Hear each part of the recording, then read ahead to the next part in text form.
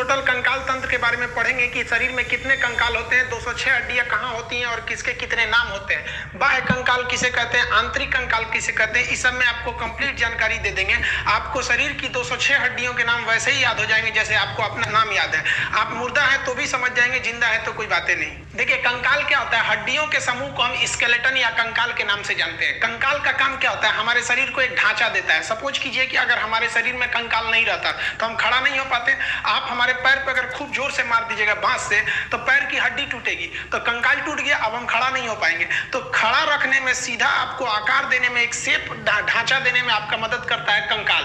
कंकाल हमारे शरीर के नाजुक अंगों को भी सुरक्षा देता है। अगर कोई एक ऐसे नहीं बोलते हैं कि अरे दम है तो आके लड़ो इसे, तो ये हमारा जो हमारा हार्ट है, फेफड़ा है, इस सब की रक्षा कौन कर देता है, रिब्स, पसली कर देती है। नहीं तो पसली हटा के कहिए ना कि दम है तो आओ मारो, अपने मर जाओगे। इतना तेज मार दिए दिल पे तो दिल खत्म हो जाएगा।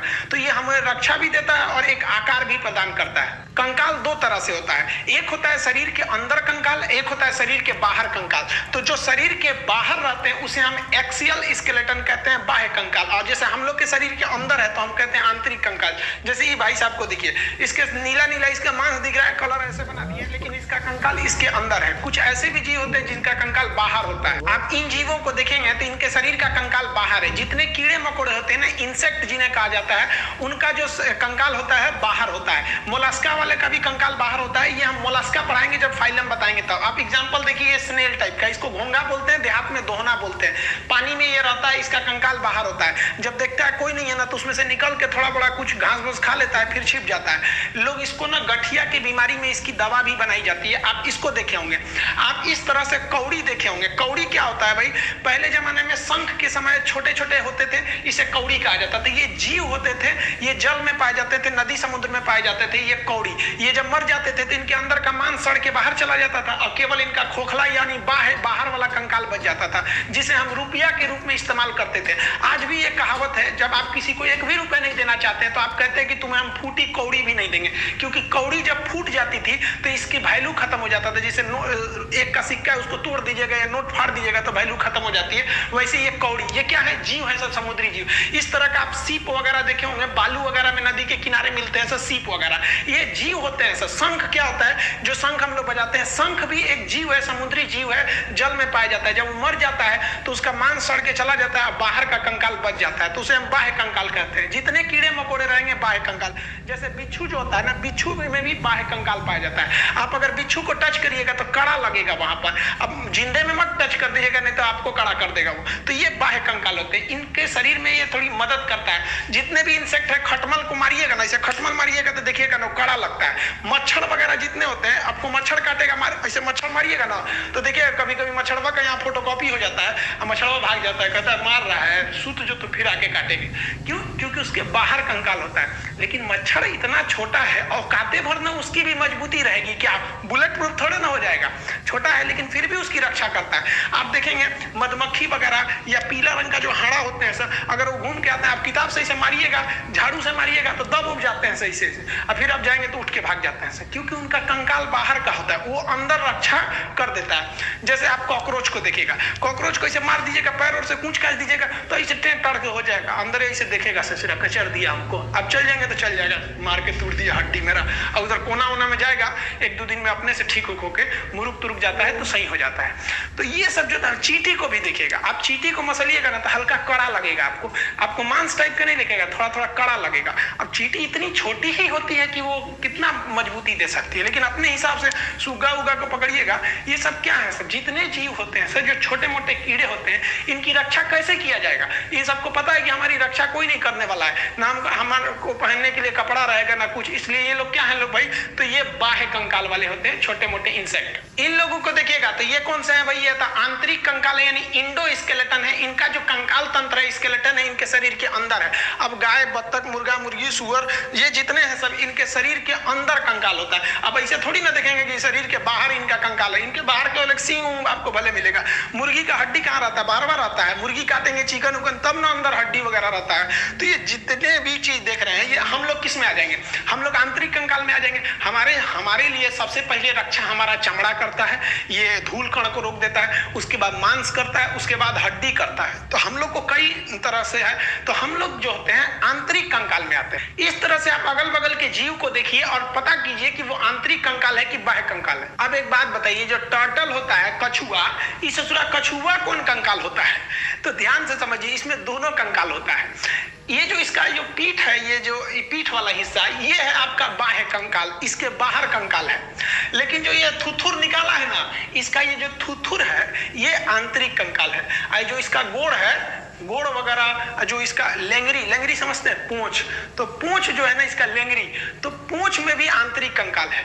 तो ये कछुआ को पता है कि बाह्य कंकाल पे कोई कितनो पीटेगा, हमारा बाह्य कंकाल मजबूत है, हमको उतना चोट नहीं लगेगा। लेकिन अगर कोनो हमारा थुथुरे पूंछ दिया, हमारा लेंगरी पूंछ दिया, पैर पूंछ दिया, तो हमको चोट लगेगा, क्योंकि इसमें कंकाल तो है नहीं, इसका कंकाल अंदर है। तो ये ससुरा बहुत होशियार होता है, देखता है कहीं खतरा है ना तो सब अंदर अंदर डाल कैसे बैठ जाता है, कहता है कि लो मार वहां पे। अब मारते रहिए ऊपर, ठक ठक कुछ नहीं होने वाला है। अब वही कछुआ उलाट देंगे तो फिर इसके अंदर कमजोर हो जाता है। तो कछुआ का ये वाला हिस्सा जो है वो बाह्य कंकाल, और थुथुर वगैरह जो है वो आंतरिक कंकाल।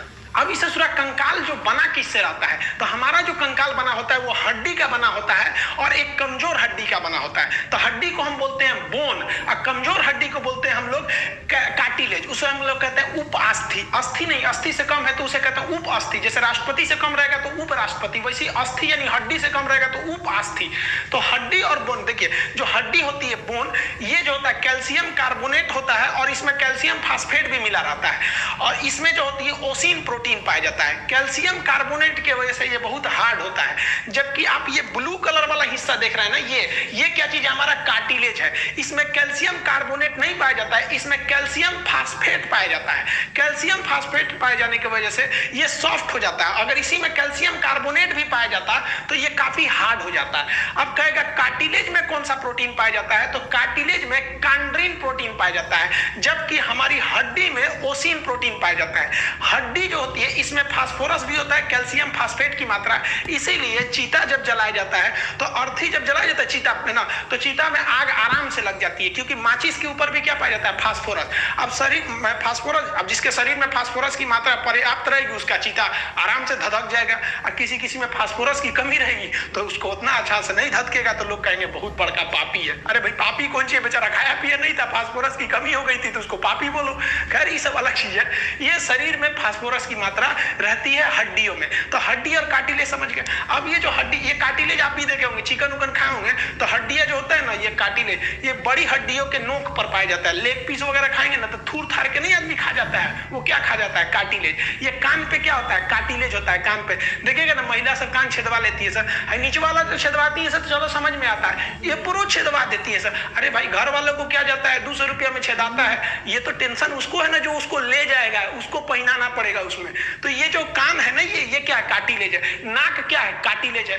कि जितने भी बड़ी हड्डियां होती हैं, बड़ी हड्डी के मुहाने पर क्या पाया जाता है, कार्टिलेज पाया जाता है। तो कार्टिलेज को उपास्थि कहते हैं। अब जो हड्डी है, ये हड्डियां क्या ठोस होता है, लोहा की तरह, छड़ की तरह नहीं, वो अंदर से ना थोड़ा खोखला होता है, और उसमें ना आप अगर मांसाहारी होंगे तो आप चिकन उकन को तोड़िएगा ना तो अंदर जाली टाइप का लगेगा कोनो मच्छरदानी का टुकड़ा उसमें ठूस दिया है। तो वही जो अंदर मच्छरदानी टाइप का रहता है ना, उसे हम लोग कहते हैं बोन मैरो।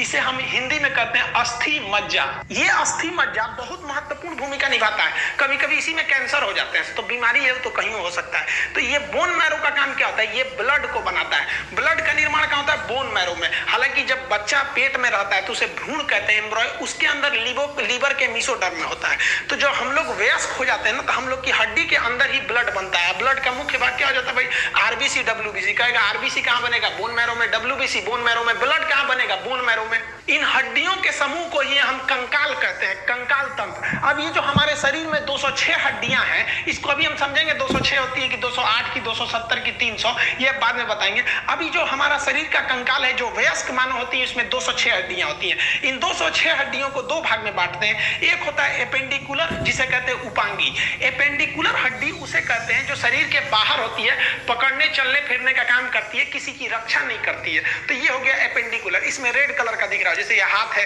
ये हाथ है, हाथ किसी चीज की रक्षा थोड़ी करता है, चलने फिरने में मदद करता है। कंधा ये है, घूमने में मदद करता है। कमर इधर उधर घूमने में मदद करता है, पैर मदद करता है। तो जो घूमने चलने फिरने पकड़ने उकड़ने का काम करते हैं उन्हें हम कहते हैं एपेंडिकुलर उपांगी। इसकी संख्या 126 होती है। 206 में से 126 यही होता है। और जो बीचों बीच एक्सिस पे होते हैं ना, बीचों बीच में एक्सिस, उसे हम कहते हैं एक्सियल, हिंदी में कहते हैं अक्षीय। इसका काम होता है कि हमारे शरीर के नाजुक अंगों की हिफाजत करना। जैसे खोपड़िया, मान लो एक बांस को खोपड़िए पे मार देगा तो अंदर भेजा है, तो भेजा फट जाएगा। एमसीबी होता है, हमारे शरीर का एमसीबी ब्रेन है, एमसीबी गिर जाएगा, सारा सप्लाई रुक गया, चुपचाप बेड पे पड़ल रही है इसे। तो जो पूरा एमसीबी बॉक्स है, इसको खोपड़िया है, ये क्या है, अक्षीय है, सुरक्षा देने का काम करता है। चेस्ट है, ये हमारे जो हार्ट है, जो लंग्स वगैरह, उसकी रक्षा देने का काम कौन करता है, ये हमारा रिब्स, पसली करती है। रीढ़ की हड्डी, मेन रीढ़ की हड्डी है। जो ब्रेन है ना एमसीबी, तो एमसीबी में तार का सप्लाई गया रहता है ना, गर्दन से झोझे एकदम नस गया रहता है, और रीढ़ की हड्डियां के बीचों बीच में से आया रहता है। तो रीढ़ की हड्डी जो है उसके अंदर से स्पाइनल कॉर्ड रहता है, उसकी रक्षा करता है। तो रीढ़ की हड्डी, बत्ता, सर, ये क्या हो जाएंगे, अक्षीय। अक्षीय यानी एक्सियल की संख्या 80 है और एपेंडिकुलर की संख्या 126 है। अब इस फोटो में देखिए, ये जो है, ये जो स्काई कलर का है ये एपेंडिकुलर है, और जो पर्पल कलर का है बीच में, ये क्या है, अक्षीय हड्डी है। अब इसको 2 मिनट में हम लोग याद करते हैं। देखिए कैसे, पहले हम लोग एपेंडिकुलर को फरिया देते हैं। रीजन क्या है, इसकी संख्या 126 है। ये फरिया देंगे तो 80 को निपटाने में क्या लगता है, तो पहले हम इसी से चालू करते हैं, बड़के से। तो एपेंडिकुलर में हाथ पैर आ जाते हैं, तो हाथ से स्टार्ट करते हैं। हाथ